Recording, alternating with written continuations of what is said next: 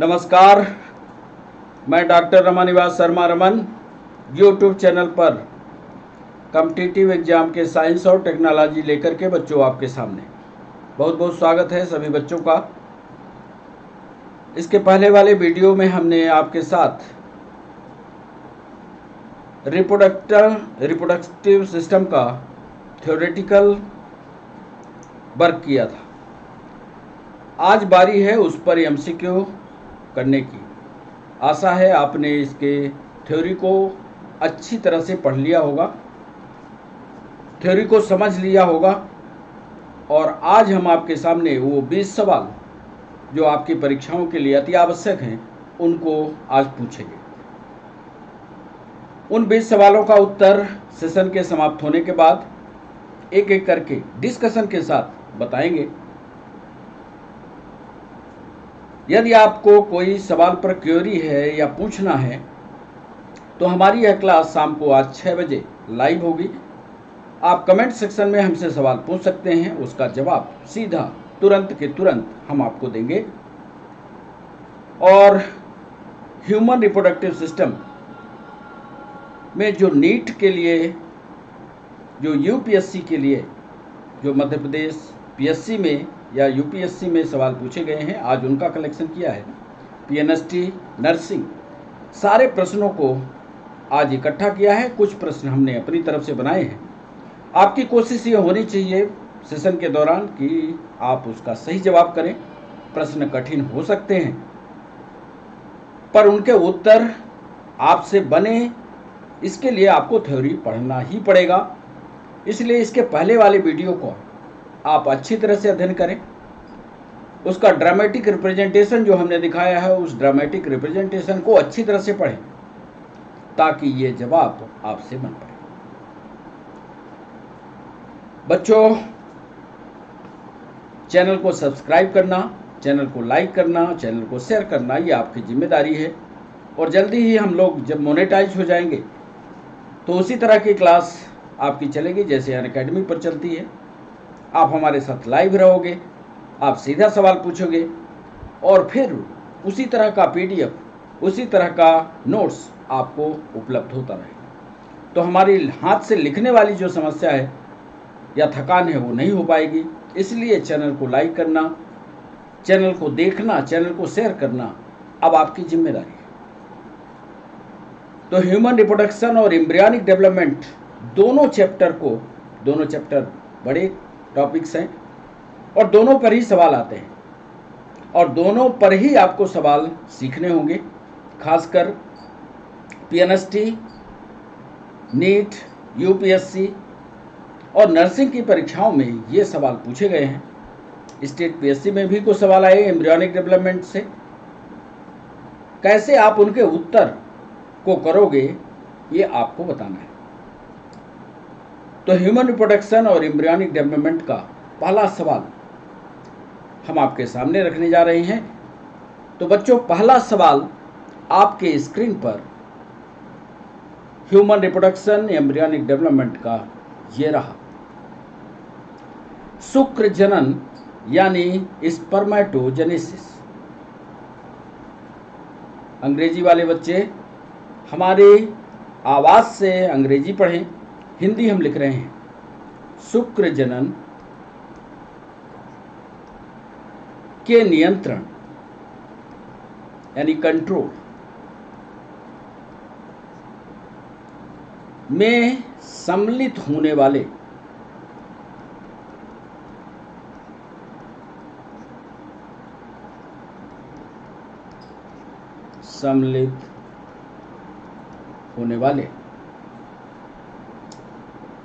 Hormones के नाम बताइए।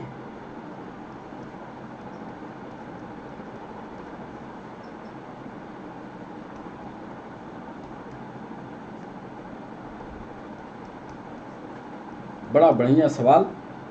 पीएनएसटी में, नर्सिंग में ये सवाल पूछा गया कि स्पर्मेटोजेनेसिस के को कंट्रोल, स्पर्मेटोजेनेसिस की प्रक्रिया यानी स्पर्म के बनाने की प्रक्रिया कैसे बनती है, टेस्टिस के से फिर एपिडाइडामिस, ये सारी बातें का डिस्कशन हम सवाल में कर चुके हैं। थ्योरी जब पढ़ा रहे थे तो हमने किया है स्पर्मेटोजेनेसिस की प्रक्रिया, वहाँ पर अर्धसूत्री विभाजन, अर्धसूत्री में एक्स क्रोमोसोम का बनना, ये सारी चीज़ें आपके दिमाग में हों।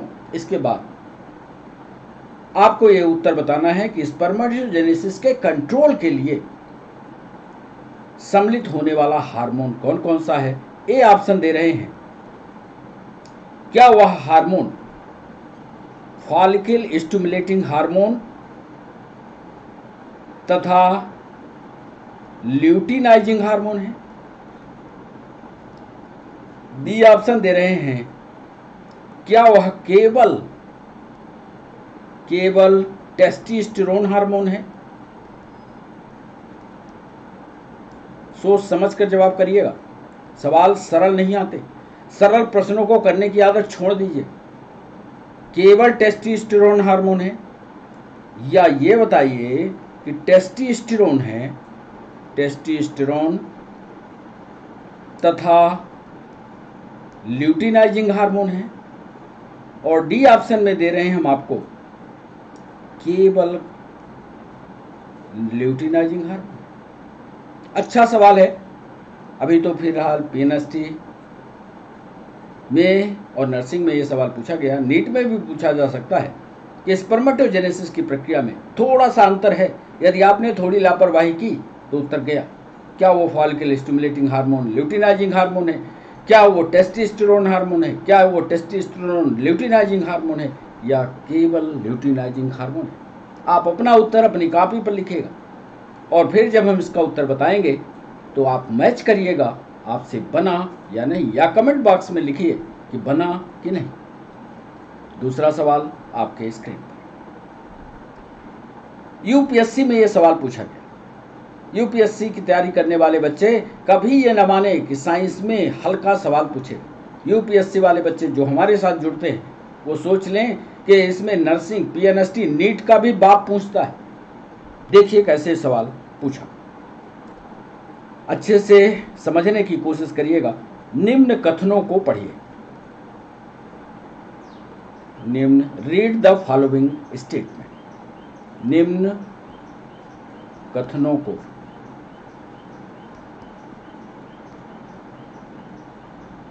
पढ़िए। क्या है साहब कथन? पहला कथन ये कह रहा है, पहला स्टेटमेंट, एंड्रोजन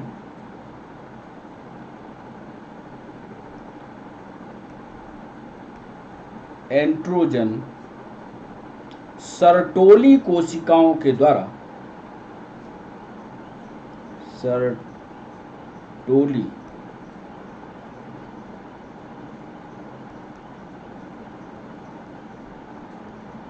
कोशिकाओं द्वारा उत्पन्न होते हैं या बनते हैं। एक स्टेटमेंट कहा कि एंड्रोजन जो हार्मोन है वो सर्टोली सेल्स के द्वारा बनता है। Androgen are formed by the Sertoli cells, पहला स्टेटमेंट। दूसरा स्टेटमेंट दे रहा है, हाइमन, एक रचना हमने बैजना की बताई थी। बैजना की रचना इसके पहले वाले वीडियो में आपको पढ़ाया भी है, सिखाया भी है। अब वहां से ये सवाल यूपीएससी ढूंढ रहा, वो कह रहा है हाइमन, या इसको हिंदी में कहते हैं यौन छद, अंग्रेजी में इसको बोलते हैं हाइमन, की उपस्थिति या अनुपस्थिति, की उपस्थिति या अनुपस्थिति, पूरा नहीं लिखेंगे, हाथ दर्द करता है। यौन छद या हाइमन की उपस्थिति या अनुपस्थिति, कौमार्य, कौमार्य, या अंग्रेजी वाले बच्चे इसको वर्जिनिटी पढ़ें, वर्जिनिटी,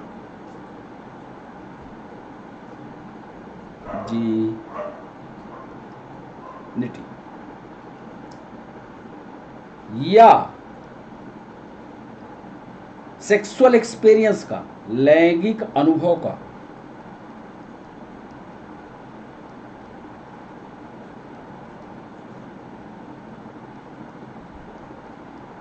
एक विश्वसनीय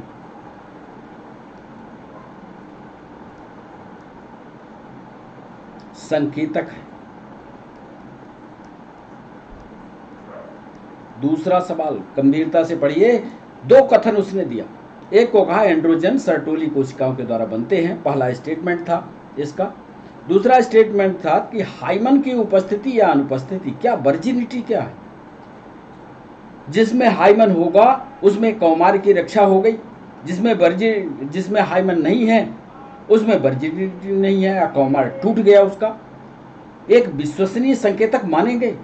ये बहुत एथेंटिक सवाल आपके सामने रख रहे हैं, यूपीएससी ने रखा। तीसरा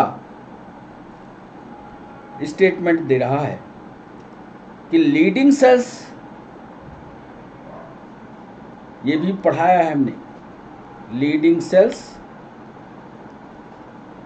एंड्रोजन हार्मोन बनाती हैं।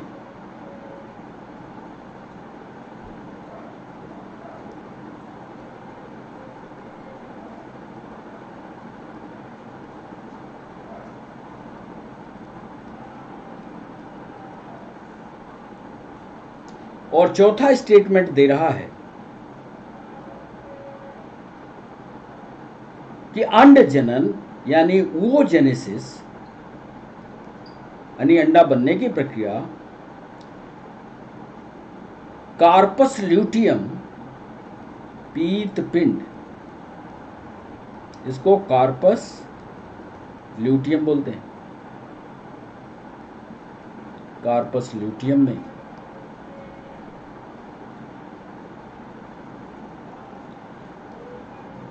होता है। 4 स्टेटमेंट यूपीएससी ने लिखे एंड्रोजन सर्टोली कोशिकाओं के द्वारा। अब पूरा यदि आपने रिप्रोडक्टिव सिस्टम की थ्योरी पढ़ी होगी तो बच्चों बनेगा। यदि आप सुपरफिशियल नॉलेज रखते होंगे तो ये सवाल नहीं बनेगा। छोड़ दो फिर तैयारी करना कंपटीशन की। हाइमन की उपस्थिति या अनुपस्थिति वर्जिनिटी या लैंगिक अनुभव का एक विश्वसनीय संकेतक है। लीडिंग सेल्स एंड्रोजन हार्मोन बनाती है, वो जेनेसिस कार्पस ल्यूटियम में होता है। अब हम कोड दे रहे हैं आपको, कोड दे रहे हैं। कोड को पहचानना है ए बी। पहला कोड लिख रहे हैं, पहला स्टेटमेंट, फिर दूसरा स्टेटमेंट, फिर तीसरा स्टेटमेंट, फिर चौथा स्टेटमेंट। ए पर हम लिख रहे हैं पहला ट्रू है, दूसरा फॉल्स है, तीसरा फॉल्स है और चौथा ट्रू है। बी पर भी ऐसा कर लेते हैं, 1 2 3 4। ये पहला कह रहा है बी में ट्रू है, दूसरा फॉल्स है, तीसरा ट्रू है, इसके बाद फॉल्स है। अब सी पर आइए, सी ऑप्शन भी दे रहे हैं आपको, फॉल्स, ट्रू, ट्रू, फॉल्स। और डी ऑप्शन दे रहे हैं फॉल्स, फॉल्स, ट्रू, ट्रू। सोच समझ करके, यदि आपने थ्योरी या पहले वाले वीडियो को अच्छी तरह से पढ़ा होगा तभी आपसे ये सवाल बनेगा। यूपीएससी ने सवाल पूछा, निम्न कथनों को पढ़िए। एंड्रोजन सर्टोली कोशिकाओं के द्वारा बनते हैं। हाइमन की उपस्थिति या अनुपस्थिति कौमार या लैंगिक अनुभव का एक विश्वसनीय संकेतक है। लीडिंग सेल्स एंड्रोजन हार्मोन बनाती है, वो जेनेसिस या कार्पस ल्यूटियम में होता है। यह हमारा दूसरा सवाल था। बच्चों, तीसरा सवाल आपके स्क्रीन पर ये रहा।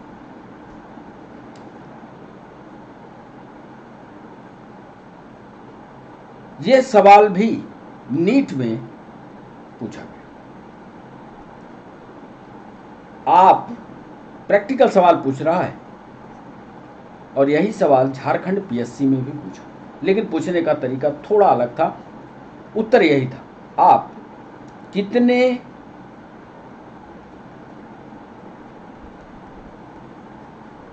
ओवम सोचते हैं, अंड जिसको कहेंगे, कितने ओवम सोचते हैं जो मानव ओवरी के द्वारा मानव अंडाशय के द्वारा रिलीज होंगे या मोचित होंगे।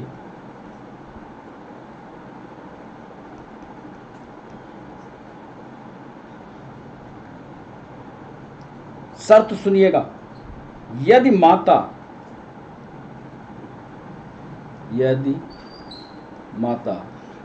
यानी मां यानी मदर, यदि माता समान जुड़वा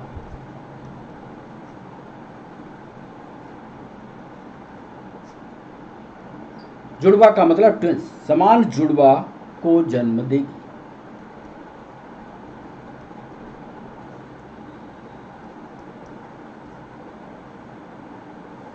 सवाल को अच्छे से पढ़िएगा, तब उत्तर करने की कोशिश करिएगा। हल्के सवाल नहीं, नीट का सवाल। आप कितने ओवम सोचते हैं जो मानव अंडाशय के द्वारा मोचित होंगे या रिलीज होंगे यदि माता समान जुड़वा को जन्म देती है? कैलकुलेशन है, मैथमेटिकल कैलकुलेशन है।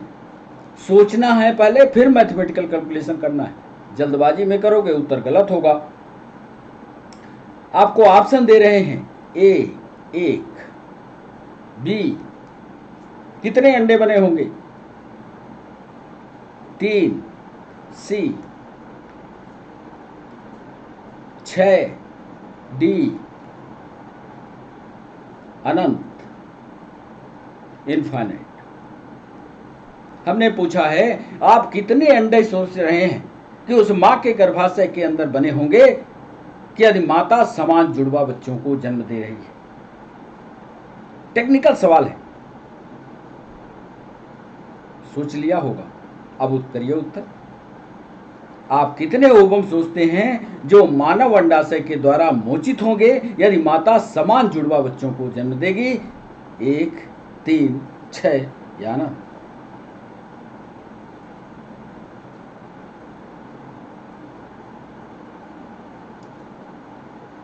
इसमें थोड़ा सवाल में गड़बड़ होगा। आप कितने ओवम सोचते हैं, इसको सवाल को पलट लेते हैं, आधा इसमें हो गया। ये आप कितने ओवम सोचते हैं जो मानव अंडाशय द्वारा मोचित होंगे यदि माता समान जुड़वा को जन्म देगी? इसके यहाँ पर ऑप्शन को काटते हैं, ऑप्शन गड़बड़ हो गया। ए ऑप्शन पर लिखिएगा, 1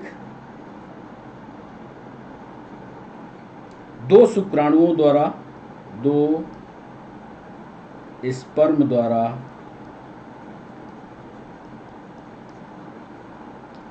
निषेचित होंगे। दूसरे का ऑप्शन यहाँ लिख गया है।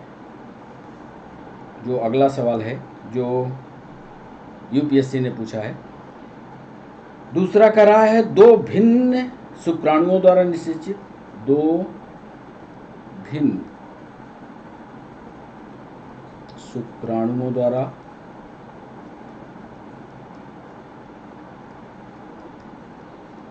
निषेचित।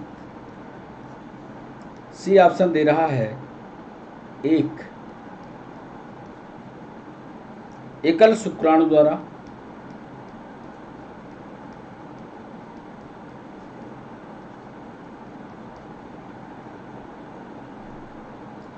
निषेचित,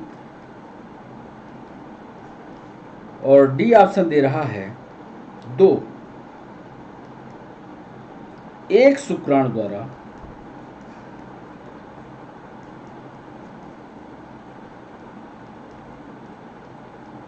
निषेचित। ये सही। आप कितने ओवम, ये तो इतिहास जो है जो इधर लिखा ये कुत्ते वाली स्थिति होगी। आप कितने ओवम सोचते हैं जो मानव अंडाशय के द्वारा मोचित होंगे यदि माता समान जुड़वा बच्चों को? ट्विंस का एक अलग चैप्टर, ट्विंस यदि आपने कभी पढ़ा होगा तभी ये सवाल बनेगा। क्या वो 1 2 स्पर्म द्वारा निषेचित हो रहा है, 2 भिन्न भिन्न शुक्राणु द्वारा निषेचित होगा, 1 एकल शुक्राणु द्वारा निषेचित होगा, 2 एक शुक्राणु द्वारा निषेचित होगा? ये तीसरा सवाल। चौथा सवाल बच्चों आपके स्क्रीन पर, जो यूपीएससी ने पूछा, आप कितने अंडाण सोचते हैं? आप कितने अंडाण सोचते हैं? जो मानव अंडाशय के द्वारा, मानव अंडाशय यानी मानव की ओवरी द्वारा रिलीज होंगे, मोचित होंगे,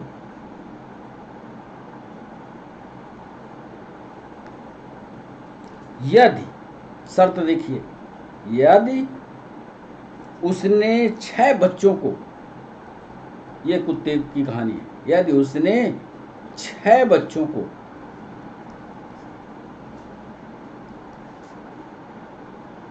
जन्म दिया हो।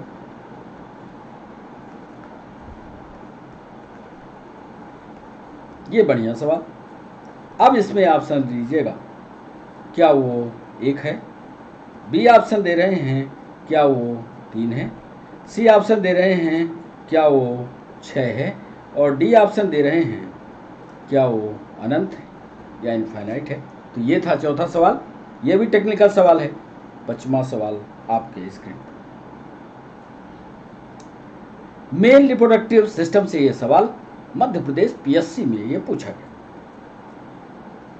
नर जनन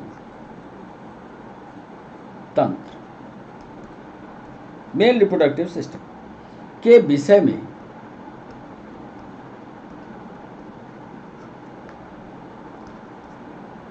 में निम्न संरचनाओं में से, निम्न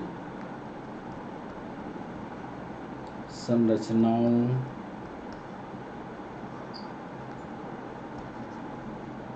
में से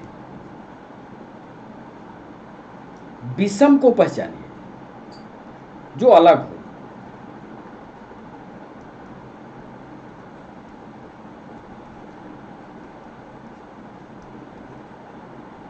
समझ गए होंगे हम पूछना क्या चाह रहे हैं। मेल रिप्रोडक्टिव सिस्टम को आपको पढ़ना है। कुछ संरचनाएं हम देंगे जो उसमें अलग हो, उसको आपको बताना है। दिमाग को तैयार रखिएगा। लिख रहे हैं ए ऑप्शन पर वृषण जालिकाएं, हिंदी वाले बच्चे, वृषण जालिकाएं, अंग्रेजी में इसको बोलते हैं रेटिटेस्टिस, अंग्रेजी वाले बच्चे। दूसरा बी ऑप्शन दे रहे हैं इपीडायडाइमिस, आधि वृषण, इपीडायडाइमिस।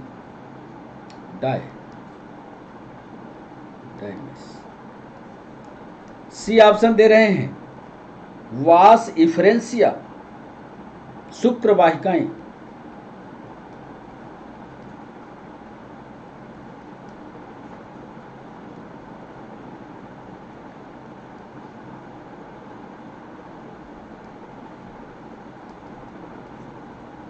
और डी ऑप्शन दे रहे हैं संकीर्ण पथ।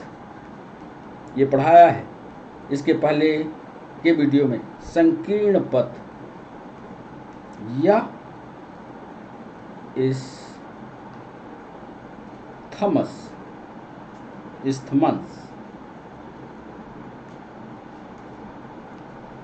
नर जनन तंत्र के विषय में निम्न संरचना में से विषम को पहचानिए। मध्य प्रदेश पीएससी ने सवाल पूछा।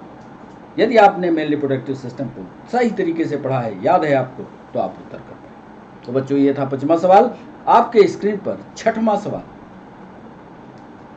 शुक्र वाहिका। अंग्रेजी वाले बच्चे वास डिफरेंस की बात कर रहे हैं। शुक्र वाहिका यानी वास डिफरेंस। शुक्राशय या सेमाइनल वेसिकल से, शुक्राशय से एक नलिका से एक नलिका प्राप्त करती है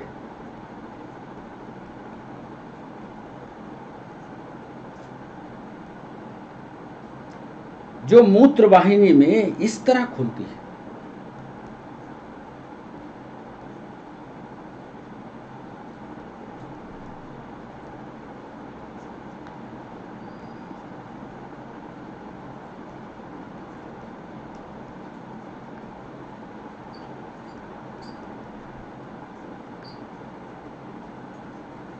वास डिफरेंस शुक्राशय से एक नलिका प्राप्त करती है।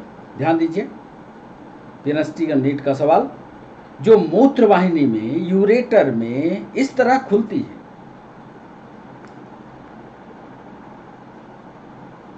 ए ऑप्शन दे रहे हैं एपिडाइडिस अधिप्रेषण। बी ऑप्शन दे रहे हैं एजाकुलेटरी डक्ट। अब यदि आपने गंभीरता से पढ़ा होगा तो ही सवाल बनेगा। एजाकुलेटरी स्खलनीय नलिका इसको हिंदी में कहते हैं, एजाकुलेटरी डक्ट। सी ऑप्शन दे रहे हैं इफरेंट डक्ट्यूल अपवाही नलिका।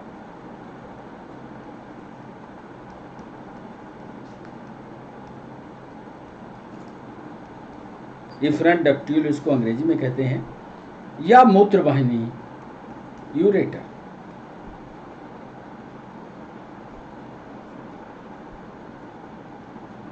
शुक्रवाहिका शुक्राशय में पहुंचती है, चित्र में दिखाया था। वहां से मूत्र वाहिनी में कहां खुलती है ये आपको बताना है। एपिडाइडाइमिस है, इजाकुलेटरी डक्ट है, अपवाही नलिका है, या यूरेटर है। ये था 6वां सवाल बच्चों। 7वां सवाल आपके स्क्रीन पर हिंदी में लिख रहे हैं मूत्राशय का मुख। मूत्राशय मुख या यूरेथ्रल मीटस, अंग्रेजी वाले यूरेथ्रल मीटस संबंधित है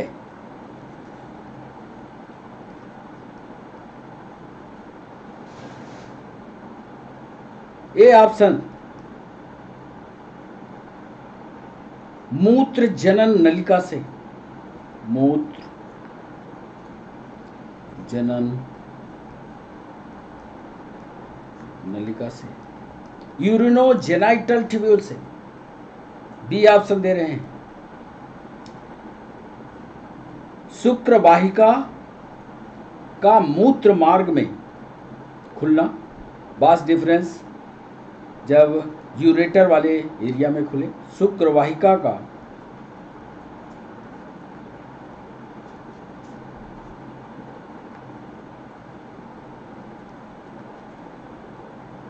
मूत्र मार्ग में खुलना। सी ऑप्शन दे रहे हैं मूत्र जनन नलिका का एक्सटर्नल अपर्चर, यूरिनोजेनाइटल डक्ट का एक्सटर्नल अपर्चर। मूत्र जनन नलिका का बाह्य क्षेत्र।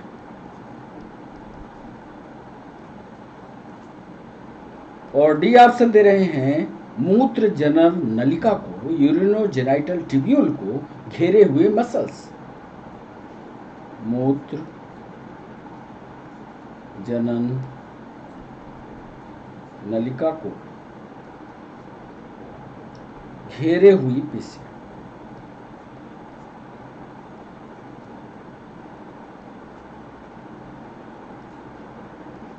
यह हमारा चौथा पॉइंट था, डी था कि मूत्राशय यूरेथ्रल मीटस जो होता है किससे संबंधित है। टिपिकल सवाल, नीट का सवाल। मूत्र जनन नलिका से शुक्र वाहिका या मूत्र मार्ग में खुलना, मूत्र जनन नलिका का बाह्य क्षेत्र में खुलना, मूत्र जनन नलिका को घेरे हुए जो मसल्स होती हैं वो। बच्चों आपके स्क्रीन पर 8वां सवाल ये रहा। शुक्राणु का जो प्लाज्मा वाला एरिया है, इससे पूछ करके इसके पहले वाले वीडियो में हमने चित्र आपको दिखाया था। आशा है आपने गंभीरता से स्पर्म को पढ़ा भी होगा। कुछ बच्चे तो सिर्फ क्लास लिया, भूल गए उसको। ऐसा मत कीजिए। जब हम सवाल पूछा करें तो उन सवालों को आप जा करके बैक किताब पर देखा करिए। ऐसे ही कोई एक बच्चा जो है वो ऑफलाइन की क्लास में हमारा वाला सवाल अपने टीचर से पूछ दिया।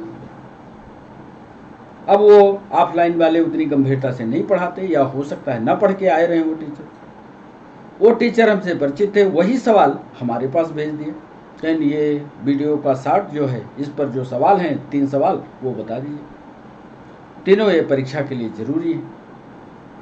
चूंकि वो सवाल आप अपने टीचर से फिर पूछ लेते हो, आशा है आप अपने टीचर को परेशान मत करो, आप हमें बताओ कि ये सवाल नहीं बनता है, हम उसका जवाब देंगे। तो बच्चों 8वां सवाल, स्पर्म प्लाज्मा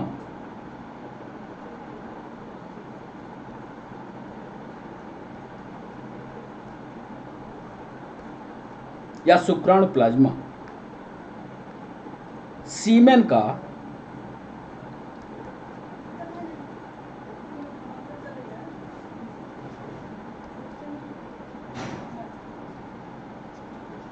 वीर्य का द्रव्य भाग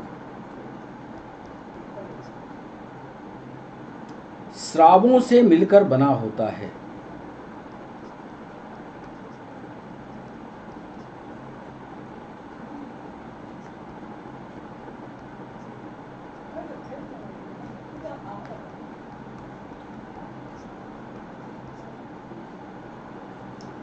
पहला, क्या वो शुक्राशय या इसको सेमाइनल वेसिकल कहेंगे, सेमाइनल वेसिकल है। क्या वो प्रोस्टेट है, प्रोस्टेट है।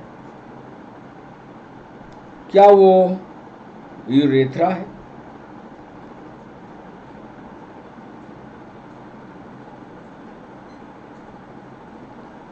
यूरेथ्रा से मिलकर के बनता है। क्या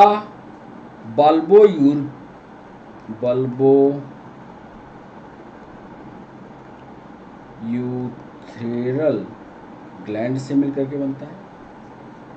जो वीर्य का द्रव्य भाग कितने स्रावों से मिलकर के बनता है। कुल मिलाकर के ये सवाल हमने पूछा है, क्या वह सेमाइनल वेसिकल, प्रोस्टेट, यूरेथ्रा या बल्बोथ्रियल ग्लैंड से मिलकर के बनता है। हम आपको ऑप्शन दे रहे हैं, ऑप्शन देखिएगा। ऑप्शन है ए, पहला और दूसरा, first and second. B option दे रहे हैं फर्स्ट, सेकंड और fourth, first, second and fourth. C option दे रहे हैं second, third, second, third and fourth. और डी ऑप्शन दे रहे हैं फर्स्ट एंड। आपको बताना है कि कितनी चीज़ों से मिलकर के द्रव्य भाग जो होता है, कितने स्पर्म का जो प्लाज्मा बनता है वो कितने भागों से मिलकर के बनता है। क्या वो प्रोस्टेट से मिलकर के बनता है, क्या वो सेमाइनल वेसिकल से मिलकर के बनता है, जो उसका सेक्रेशन है उससे मिलकर बनता है, क्या यूरेथ्रा से, क्या बल्बोयूथेरियल ग्लैंड से मिलकर के बनता है। सोच विचार कर करेंगे तभी उत्तर बनेगा। बच्चों आपके स्क्रीन पर ये 9वां सवाल, मध्य प्रदेश पीएससी में पूछा गया सवाल, निम्न में से कौन सी एक, निम्न में से कौन सी एक सहायक ग्रंथि नहीं है, सहायक ग्रंथि नहीं है, एसेसरी ग्लैंड नहीं है। फॉलोइंग में जो हम नंबर लिखने जा रहे हैं, नाम लिखने जा रहे हैं, आपको बताना है सहायक ग्रंथि नहीं है। तो क्या नहीं है, क्या वो सेमाइनल वेसिकल है, शुक्राशय है। बी ऑप्शन दे रहे हैं, क्या वो मेमरी ग्लैंड या स्तन ग्रंथि है। सी ऑप्शन देने जा रहे हैं, क्या वह प्रोस्टेट है? डी ऑप्शन देने जा रहे हैं, क्या वो बल्बो यूरेथ्रल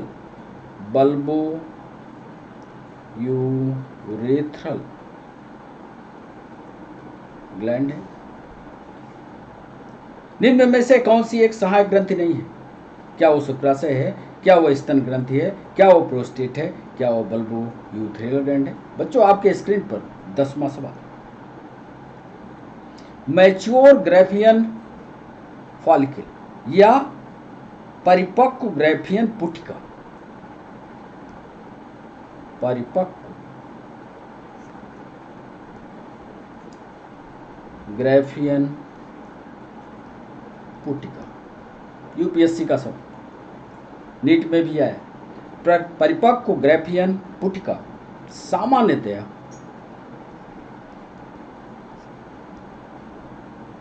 एक स्वस्थ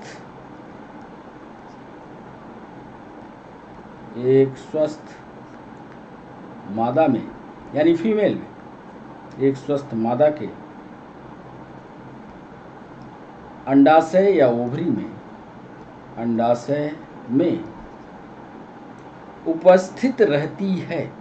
टेक्निकल सवाल ये भी, उपस्थित रहती है। टाइम बताना है इसमें। मैच्योर ग्रैफियन फॉलिकल सामान्यतः एक स्वस्थ मादा के अंडाशय में उपस्थित रहती है। ये ऑप्शन दे रहे हैं। मेंस्ट्रुअल साइकिल के, यानी आर्तव चक्र जिसको कहते हैं, 5 से 8 दिनों तक, मेंस्ट्रुअल साइकिल के 5 से 8 दिन तक पढ़ाया है मेंस्ट्रुअल साइकिल। इसके पहले की वीडियो में स्पष्ट रूप से सिखाया भी है। मेंस्ट्रुअल साइकिल के डी ऑप्शन दे रहे हैं 11 से लेकर के 17 दिन तक। सी ऑप्शन दे रहे हैं मेंस्ट्रुअल साइकिल के 18 से 23 दिनों तक। डी ऑप्शन दे रहे हैं मेंस्ट्रुअल साइकिल के 24 से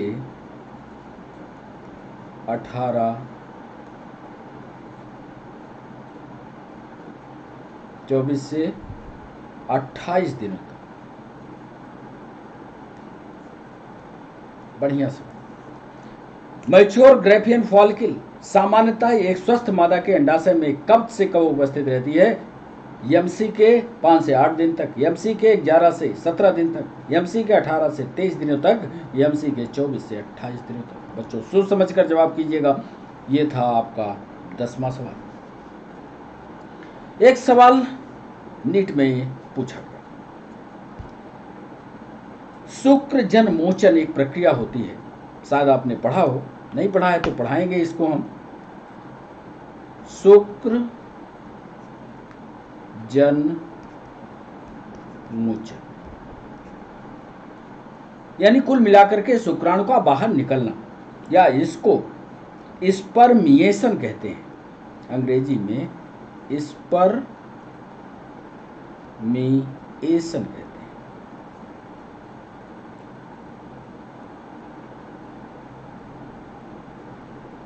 शुक्र जनमोचन शुक्राणुओं के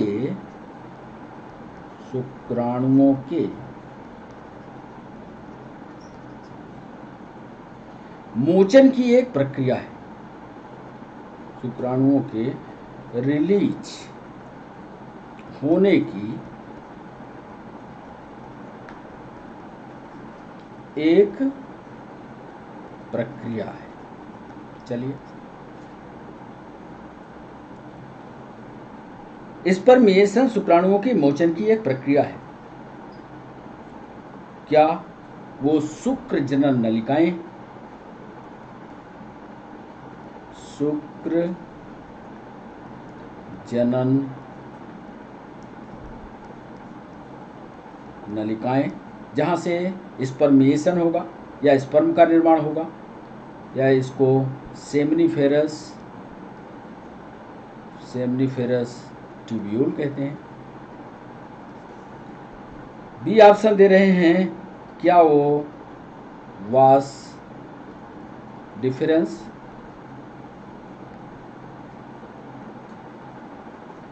या शुक्रवाहिका से होता है,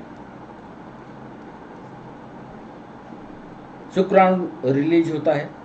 तीसरा ऑप्शन दे रहे हैं, क्या वो इपीडायडाइमिस से होता है, इपीडायडाइमिस, या आधिवृषण से होता है।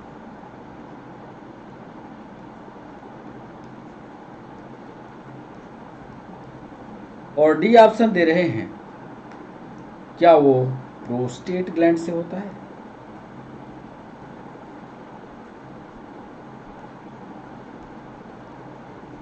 शुक्राणु का मोचन कह लीजिए या रिलीज होने की प्रक्रिया कहाँ से होती है। यदि आपने प्रोसेस पढ़ा होगा स्पर्मिएशन की, शुक्राणु जन्मोचन की, तो आपसे सवाल बनेगा सेमनीफेरस ट्यूब्यूल है, वास डिफरेंस है, एपिडायडाइमिस, ये प्रोस्टेट ग्लैंड। बच्चों 12वां सवाल आपके स्क्रीन पर। शुक्राणु का जब हमने चित्र बनाया था तो उसमें एंटीरियर एंड बनाया था, उसी पर यह सवाल हमने बनाया है। किसी भी परीक्षा में, यूपीएससी में भी यह सवाल पूछा जा सकता है, मध्य प्रदेश पीएससी में, एसएससी में यह सवाल पूछा जा सकता है। शुक्राणुओं के अग्रपिंडक की क्रिया है, शुक्राणुओं के अग्रपिंडक की क्रिया है। एंटीरियर एंड जो शुक्राणु का होता है एक्रोसोम कहलाता है। चलिए हम बता देते हैं एंटीरियर एंड की क्रिया क्या है, ये आपको बताना है स्पर्म की। ए ऑप्शन दे रहे हैं, शुक्राणु के, ध्यान से करेंगे तो बनेगा, शुक्राणु के ओवम की जोना पेलुसिडा के संपर्क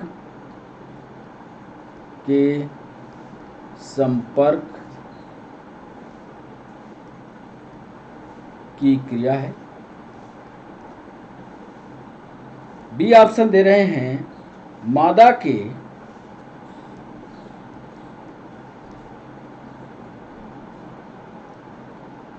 गर्भाशयी वातावरण में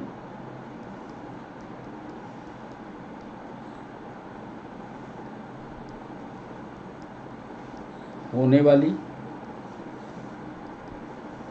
क्रिया है। अग्रपिंडक कहाँ क्रिया करता है, गर्भाशयी वातावरण में कोई क्रिया होती है क्या। सी ऑप्शन दे रहे हैं, मेल के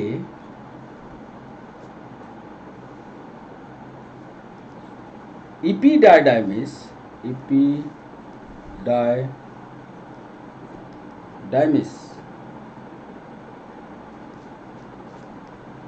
में होने वाली क्रिया है। और डी ऑप्शन दे रहे हैं, गर्भाशय में यानी यूटेरस में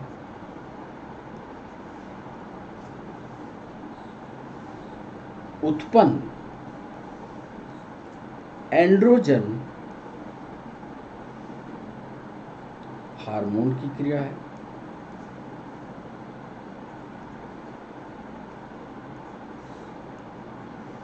हमने पूछा कि शुक्राणुओं के एंटीरियर एंड की क्रिया क्या होती है। जब शुक्राणु जो है एंटीरियर एंड में जा करके अंडाणु के ऊपर टिक करता है तो पहले जोना पेलुसिडा के संपर्क में जब क्रिया होती है उसको बोलते हैं।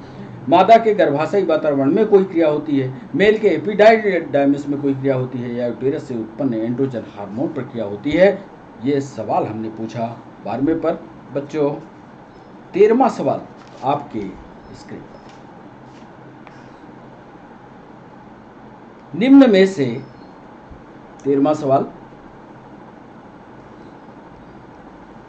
निम्न में से कौन सा हार्मोन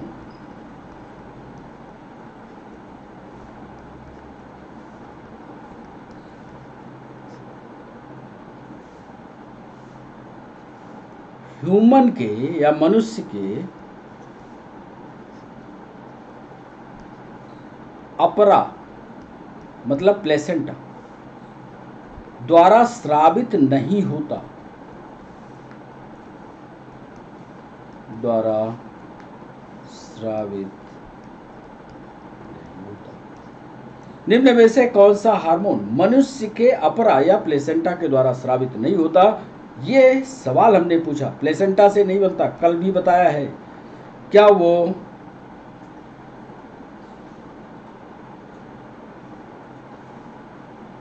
हार्मोन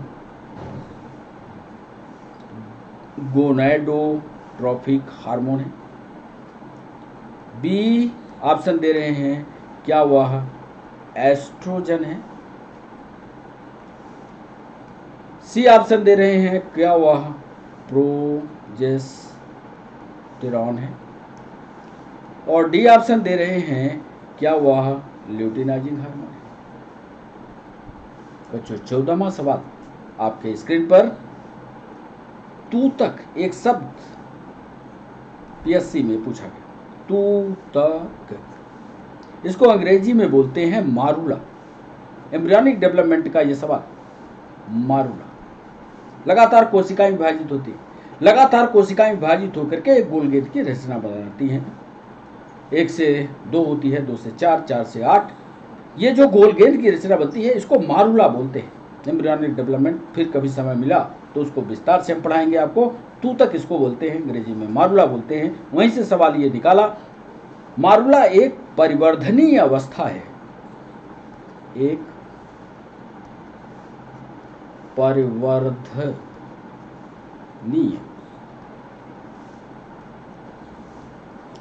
अवस्था,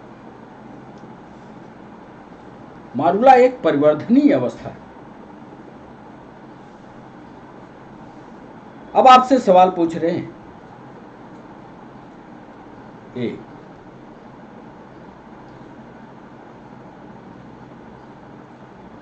जायगोट, सोच विचार कर करिएगा, जायगोट और कोरकपुटी यानी ब्लास्टोसिस्ट, ब्लास्टोसिस्ट के मध्य की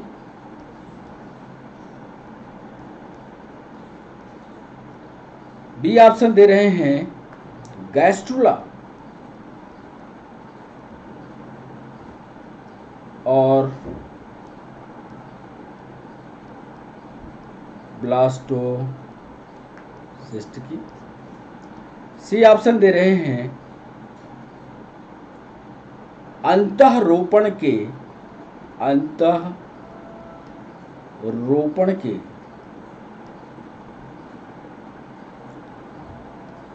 बाद की। और डी ऑप्शन दे रहे हैं, अंतःरोपण और प्रसव के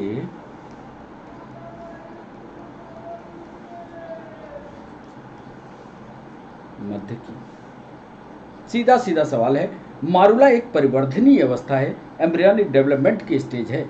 आपको बताना है क्या वो जायगोट और ब्लास्टोसिस्ट की है, गैस्ट्रुला और ब्लास्टोसिस्ट की है, अंतःरोपण के बाद की है, अंतःरोपण की और प्रसव के मध्य की है। बच्चों 15वां सवाल आपके स्क्रीन, निम्न में से गलत कथन आपको बताना है।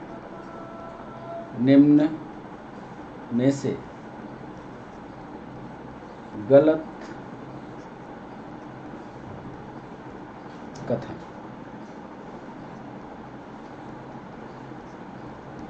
चुनिए। ए ऑप्शन दे रहे, गलत कथन चुनना है। यदि आपने लापरवाही से गलत कथन चुना तो उत्तर गया। पक्षियों में, बर्ड्स में और मैमल्स में इंटरनल फर्टिलाइजेशन होता है। बर्ड्स में और मैमल्स में इंटरनल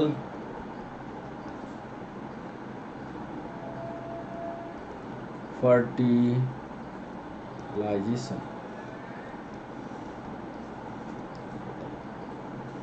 बी ऑप्शन दे रहे हैं, कोलेस्ट्रम एक रचना बनती है जब बच्चा बाहर निकलता है, तो माँ के मेमरी ग्लैंड से पहला जो दूध निकलता है उसी की बात कर रहे हैं, कोलेस्ट्रम। इसी को खीस भी बोलते हैं, हिंदी में खीस भी बोलते हैं, हम उसकी बात कर रहे हैं। कोलेस्ट्रम में प्रतिरक्षी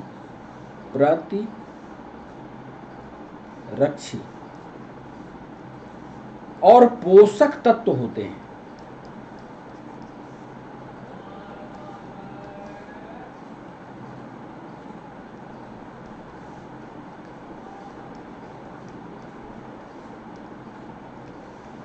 सी ऑप्शन दे रहे हैं, मैमल्स में,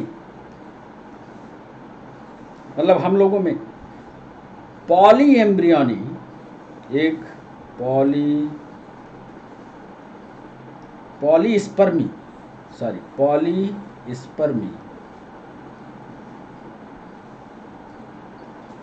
अंड सतह पर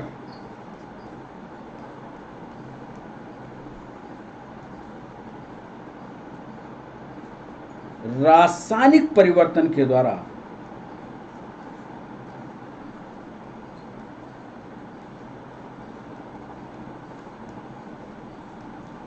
रोकी जा सकती है।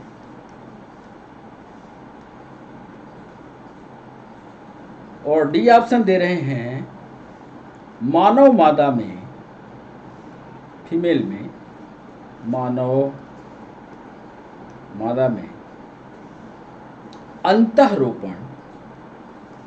अंतःरोपण जब बच्चा जाकर के यूटेरस में फिक्स होता है, अंतःरोपण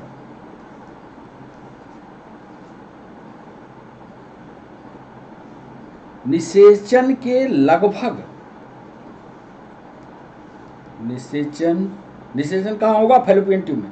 निषेचन के लगभग 7 दिन के बाद, बड़ा इंपॉर्टेंट सवाल, गलत कथन आपको चुनना है। बर्ड और मैमल्स में इंटरनल फर्टिलाइजेशन होता है, कोलेस्ट्रम में प्रतिरक्षी और पोषक तत्व होते हैं, मैमल्स में पॉलीस्पर्मी अंड सतह पर रासायनिक परिवर्तन के द्वारा रोकी जा सकती है, मानव मादा में अंतःरोपण निषेचन के लगभग 7 दिन के बाद। अब बच्चों 16वां सवाल आपके स्क्रीन पर। यह भी सवाल यूपीएससी ने, नीट ने भी पूछा है, छत्तीसगढ़ पीएससी ने भी पूछा है कि निम्न में से गलत कथन पहचानिए।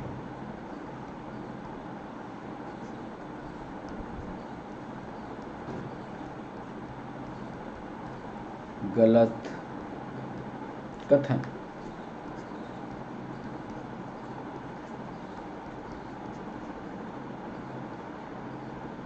एंड्रोजन का ए,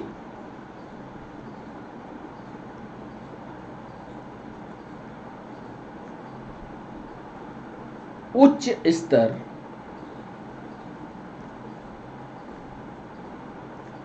वो जेनेसिस को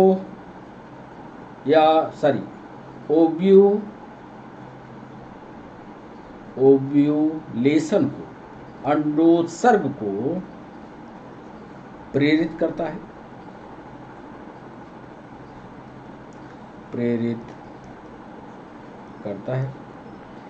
बी ऑप्शन दे रहे हैं, अंडजननी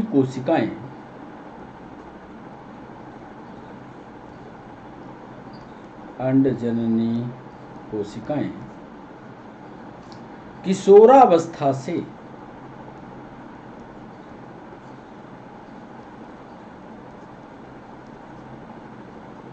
नियमित चक्र में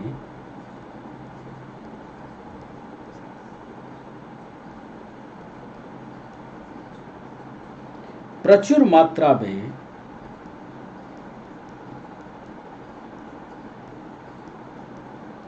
उत्पन्न होकर क्रियात्मक या फंक्शनल क्रियात्मक अंड उत्पन्न करती हैं।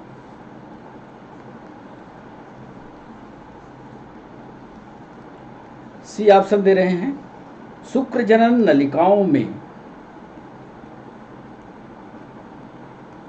सेमनीफेरस ट्यूब, शुक्रजनन नलिकाओं में रिलीज्ड स्पर्म या मोचित स्पर्म अत्यधिक गतिशील होते हैं, अत्यधिक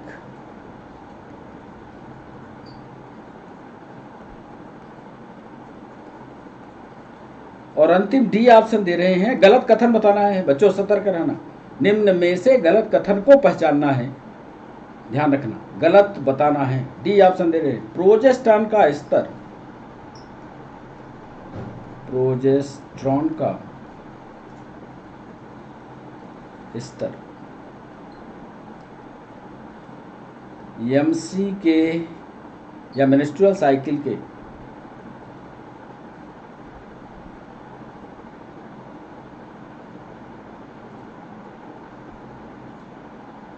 पश्च ओव्यूलेशन के अंडोत्सर्ग प्रवस्था के दौरान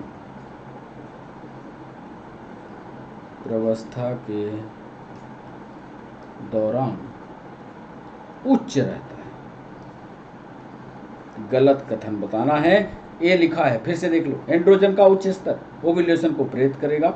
अंडजन्य कोशिकाएं किशोरावस्था से नियमित चक्र में प्रचुर मात्रा में उत्पन्न होकर क्रियात्मक अंड उत्पन्न करती हैं। शुक्रजनन नलिकाओं में मूचित स्पर्म अत्यधिक गतिशील होते हैं। प्रोजेस्टेरॉन का स्तर एमसी के पश्चात पश्च ओव्यूलेशन अवस्था के दौरान उच्च रहता है। बच्चों, आपके स्क्रीन पर 17वां सवाल, अपरिपक्व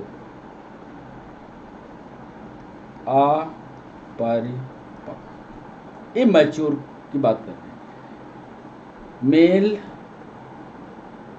जर्म सेल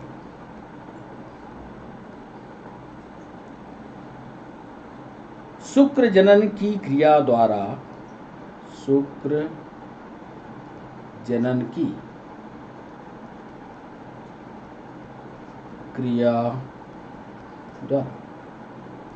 शुक्राणु या स्पर्म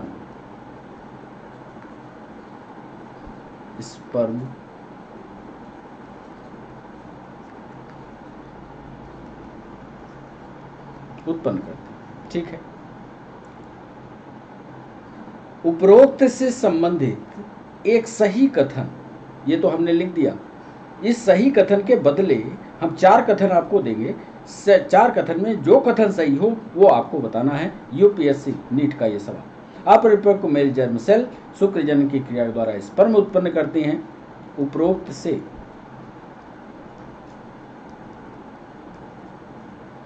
संबंधित एक सही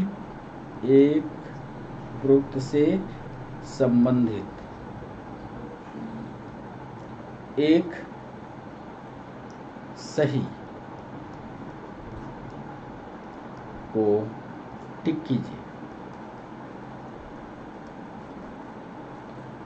ए ऑप्शन दे रहे हैं,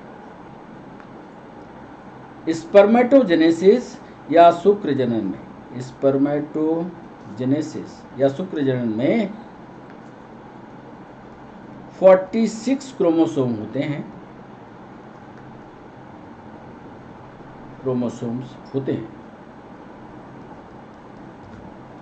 तथा सदैव समसूत्री विभाजन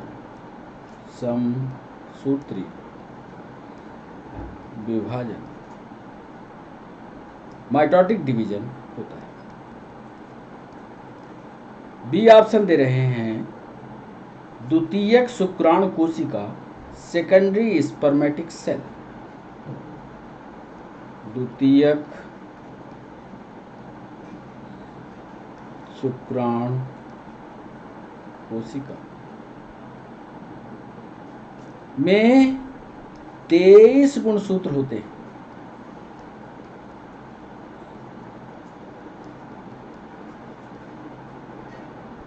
तथा द्वितीय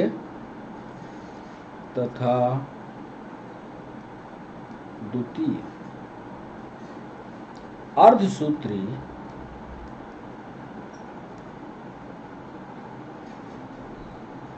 विभाजन में जाती है।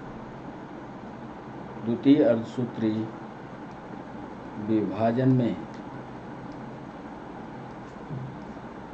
जाती है। सी ऑप्शन दे रहे हैं।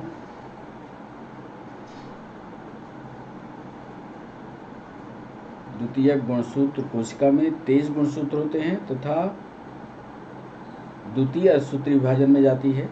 सी ऑप्शन दे रहे हैं। प्राथमिक शुक्राणु कोशिका, प्राथमिक शुक्राणु कोशिका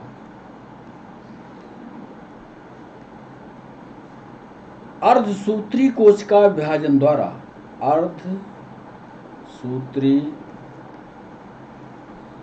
कोशिका विभाजन द्वारा विभाजित होती है।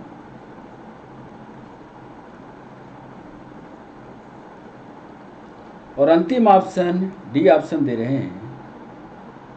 स्पर्मेटिड्स में स्पर्म जो है, स्पर्मेटिड में शुक्राणु प्रसु में रूपांतरित होते हैं। नीट यूपीएससी का सवाल। अपरिपक्व मेल गैमीट जर्म सेल प्रजनन की क्रिया के द्वारा स्पर्म बनाएगी, यह पक्का है। उपरोक्त में से संबंधित एक सही को टिक करना है आपको। ए सही है, बी सही है, सी सही है, डी सही है। जो सही हो उसको टिक कीजिए। बच्चों, आपके स्क्रीन पर अब 18वें सवाल की बारी। निम्न में से किसमें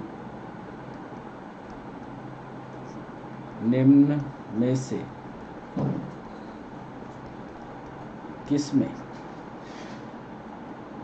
23 गुणसूत्र पाए जाते हैं? 23 क्रोमोसोम्स पाए जाते हैं। पहला लिख रहे हैं शुक्राणुजन या स्पर्मेटोगोनिया। शुक्राणुजन, इसको अंग्रेजी में स्पर्मेटोगोनिया कहते हैं। यदि आपने स्पर्मेटोजेनेसिस की प्रक्रिया को विधिवत पढ़ा होगा तो जवाब बनेगा। बी ऑप्शन दे रहे हैं। क्या यह जाइगोट है, युग्मनज है? क्या यह सेकेंडरी ओसाइट है? सेकेंडरी ओसाइट है। इसको द्वितीयक अंडक कहते हैं हिंदी वाले बच्चे। और डी ऑप्शन दे रहे हैं। क्या ये अंड जननी है? अंड जननी या वो गोनिया है? तो ये था 18वां सवाल। बच्चों, 19वां सवाल आपके स्क्रीन पर। ओव्यूलेशन माने जब अंडा बाहर निकल रहा हो, अंडोत्सर्ग पर ओवा यानी अंडा का झिल्लीमय आवरण,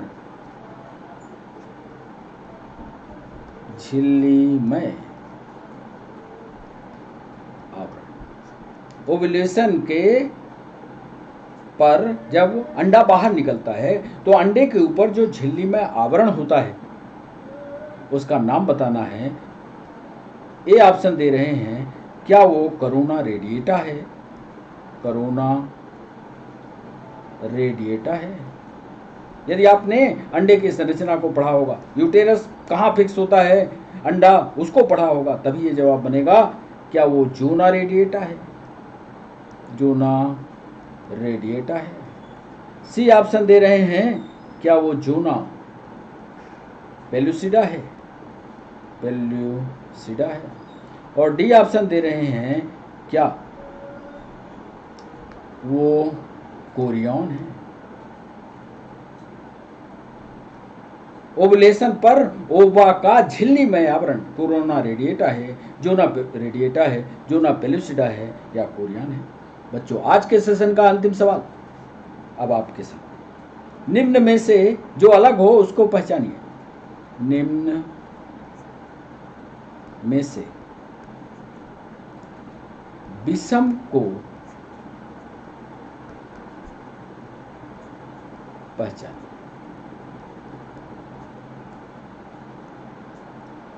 लेबिया माइनोरा, लेबिया माइनोरा।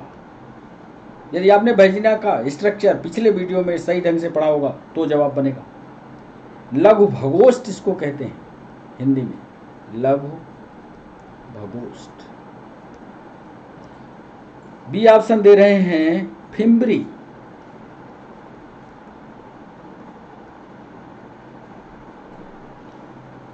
सी ऑप्शन दे रहे हैं इनफंडिबुलम।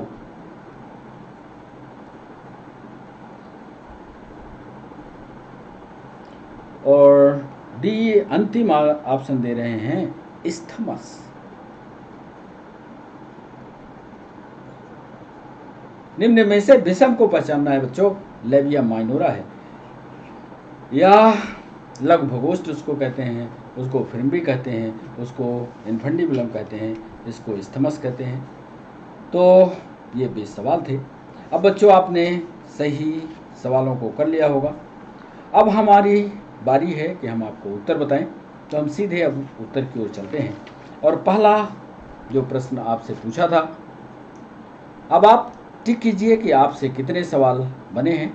पहले सवाल पर आते हैं और उसका डिस्कशन, जो कठिन वाला है उसका डिस्कशन हम बोल देंगे, आप सुन लीजिएगा।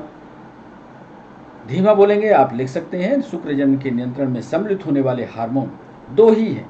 पहले फॉलिकल स्टिमुलेटिंग हार्मोन, जो प्रक्रिया को उत्तेजित करेगा, ल्यूटिनाइजिंग हार्मोन। इसलिए पहले सवाल का luteinizing hormone, follicle stimulating hormone, ये सही जवाब। फिर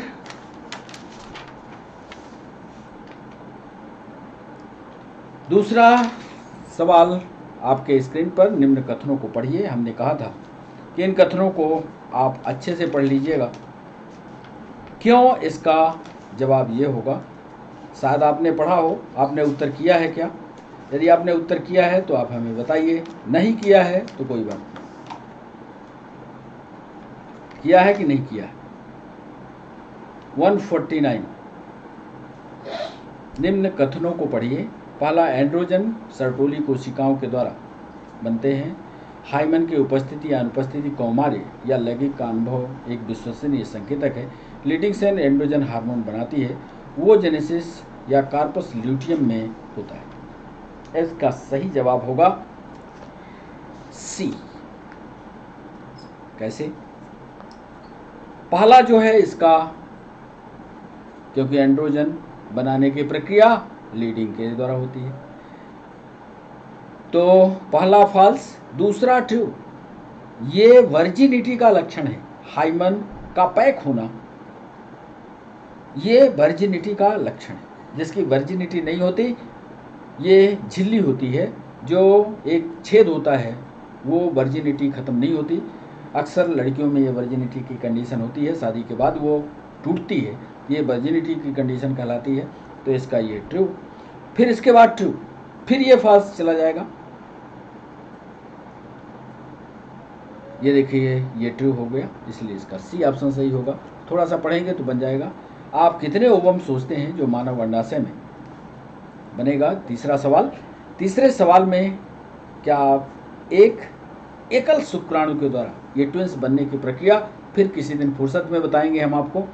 इसमें सही जवाब होगा तीसरे सवाल का सी, एक एकल शुक्राणु द्वारा, सिंगल शुक्राणु ही भले ट्विंस पैदा होते हैं, लेकिन शुक्राणु की संख्या हमेशा एक होती है। इस पर हम लंबा लेक्चर देंगे, आपको समझाएंगे। चौथा सवाल था, आप कितने अंडाणु सोचते हैं एक कुत्ते में कि 6 बच्चों को जन्म दिया हो? यहाँ मानव की जगह यदि कुत्ता लिख लें तो ज़्यादा सही होगा। एक मादा कुत्ता कर, जो कुत्ता कर लें तो ज़्यादा सही है, क्योंकि ये संभव नहीं, कुत्ते के ओवरी कुत्ते में होता है। तो ये 6 इसका उत्तर सही होगा। आप अर्थ लगाएंगे तो निकल आएगा। 5वां सवाल हमने पूछा था, नर जनन के विषय में निम्न संरचनाओं से विषम को आपको पहचानना है। तो इसमें अलग क्या है? देखिए, एपिडाइडामिस, बास डिफरेंस, इस्थमस, रेटिटेस्टिस, ये 3 चीज़ें 5वें सवाल पर। आइए आप, इस्थमस जो है वो संकीर्ण पथ वैजिना वाला या फीमेल रिप्रोडक्टिव सिस्टम का है, इसलिए ये थोड़ा सा आड है। बाकी तीनों मेल रिप्रोडक्टिव सिस्टम के पार्ट हैं। वास डिफरेंस शुक्राशय से एक नलिका प्राप्त करती है। 6वां सवाल, 6वें सवाल में एजाकुलेटरी डक्ट पर जाती है, जहाँ से स्पर्म बाहर निकलता है। स्खलन नाल इसको बोलते हैं। मूत्राशय मुख यूरेथ्रल मीटस संबंधित होता है। यूरेथ्रल मीटस जो होता है 7वें सवाल का, मूत्र जनन नलिका का मीटस, जो जहाँ से यूरिन निकलता है उसका अंतिम पोर जो होता है, अंतिम छेद जो होता है, वही कहलाता है। इसलिए मूत्र जनन नलिका का बाह्यतम छिद्र ये कहलाता है। इसकी संरचना पढ़िएगा। स्पर्म प्लाज्मा बेर का द्रव्य स्रावों से मिलकर के बना होता है। किसके स्राव से मिलकर के बनता है? 8वें सवाल पर आएंगे तो पहला, दूसरा और चौथा, ये 3 चीज़ों से हमारा स्पर्म प्लाज्मा बनता है। तो इसलिए इसका सी ऑप्शन सही होगा। Bulbo urethral gland, seminal vesicle और प्रोस्टेट, ये सब मिल करके ये स्पर्म प्लाज्मा या वीर्य का निर्माण करते हैं। निम्न में कौन सी एक सहायक ग्रंथि नहीं है? स्वाभाविक है, सहायक ग्रंथ मेमरी ग्लैंड नहीं है, जो सिर्फ स्तनपान के लिए होती है। फीमेल रिप्रोडक्टिव पार्ट है पर एसेसरी नहीं है ये, ध्यान रखिएगा। परिपक्व ग्रैफियन पुटिका सामान्यतः एक स्वस्थ मादा के अंडाशय में उपस्थित होती है। 10वें सवाल का जवाब बी होगा, कल पढ़ाया भी है। 11 से 17 दिन के बीच में फर्टिलाइजेशन की पूरी संभावना होती है, गर्भ ठहरने की पूरी संभावना होती है, ये पढ़ा चुके हैं हम। 11वां सवाल, शुक्र जन मोचन स्पर्मिएशन शुक्राणुओं के रिलीज होने की एक प्रक्रिया है। 11वां सवाल, इसमें सेमनीफेरस ट्यूब्यूल से जब स्पर्म का निर्माण होता है, कल टेस्टिस की रचना बताए थे, लोब्यूल्स बताए थे। लोब्यूल्स के अंदर सैकड़ों 250 लोब्यूल्स थे और 250 लोब्यूल्स में पतली पतली नलिकाएं थी, सेमनीफेरस ट्यूब्यूल, वहां से स्पर्म के निकलने की प्रक्रिया कहलाती है स्पर्मिएशन, और शुक्रजन नलिकाएं इसको बनाती हैं। इसलिए ये ऑप्शन सही होगा। 12वां सवाल, शुक्राणुओं में अग्रपिंडक की क्रिया क्या होती है? 12वां सवाल, अग्रपिंडक की क्रिया होती है जोना पेलुसिडा के अंदर, पहले यही संपर्क में आता है, सबसे बाहर होता है। ऐसा ही सवाल आगे भी पूछा है, उसको देखिएगा बच्चों। 13वां सवाल हमने आपसे पूछा, कौन सा हार्मोन मनुष्य के प्लेसेंटा के द्वारा स्रावित नहीं होता? ये सवाल हमने आपसे पूछा है। तो इससे ल्यूटिनाइजिंग हार्मोन नहीं बनता है, यह ध्यान रखना। ल्यूटिनाइजिंग हार्मोन कहाँ से बनता है? याद किया? GTH, एंड्रोजन, प्रोजेस्टेरॉन, GTAH है। ये कौन सा हार्मोन है, इस पर बात करेंगे। ल्यूटिनाइजिंग हार्मोन जो है वो ऊपर पिट्यूटरी वाली एरिया से बनता है। प्रोजेस्टेरॉन अपरा से के द्वारा स्रावित नहीं होता, बाकी ये सब के सब अपरा से बनेंगे। 14वां सवाल था, तूतक या मारुला एक परिवर्धनीय अवस्था है।